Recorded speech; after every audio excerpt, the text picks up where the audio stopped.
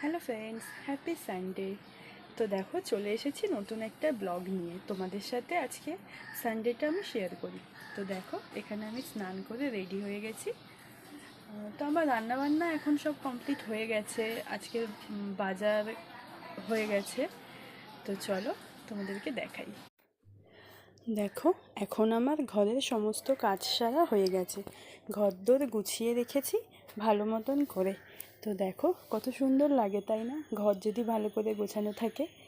তো এবার চলো তোমাদেরকে আমি দেখাই কি কি বাজার করা হয়েছে আজকে। বাজারগুলো না আজকে আমি ফ্রিজে ঢুকিয়ে দিয়েছিলাম। তো টাইম হবে না ভেবেছিলাম, তাই জন্য ভাবলাম তোমাদেরকে দেখাতে পারবো কি পারবো না, তাই জন্য আমি আগে থেকে ফ্রিজে ঢুকিয়ে দিয়েছিলাম। তো দেখো, এখানে প্রথমে এটা চিংড়ি মাছ। চিংড়ি মাছগুলো আমি ছাড়াবো, ছাড়িয়ে পরিষ্কার করে ধুয়ে তারপরে ফ্রিজে রাখবো। তো ওই জন্য ওইটা বাইরে আছে। আর বাজার থেকে সবজির মধ্যে এনেছিল আজকে চিচিঙ্গে, ঝিঙে, আর কটা ডাঁটা, আর একটু ডিম এনেছিল, আর একটা চাল কুমড়ো। তো এটাই হচ্ছে আজকে সবজি বাজার, বেশি কিছু আনা হয়নি।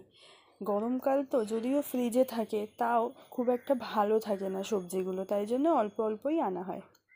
আর কয়েকটা কাঁচা লঙ্কা এনেছিল। কাঁচা লঙ্কা যেহেতু আমরা একটু বেশিই খাই, তো কাঁচা লঙ্কা প্রায় সময় আমাদের বেশি করেই আনে।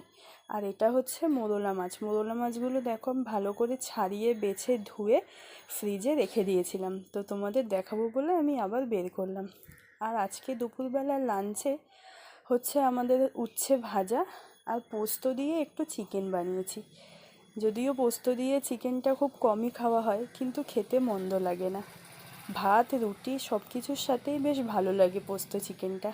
এটা একটু সাদা হয়, সাদা সাদা কালারই হয়, যেহেতু এতে হলুদ ব্যবহার করা হয় না, লঙ্কার গুঁড়োও আমি দিইনি।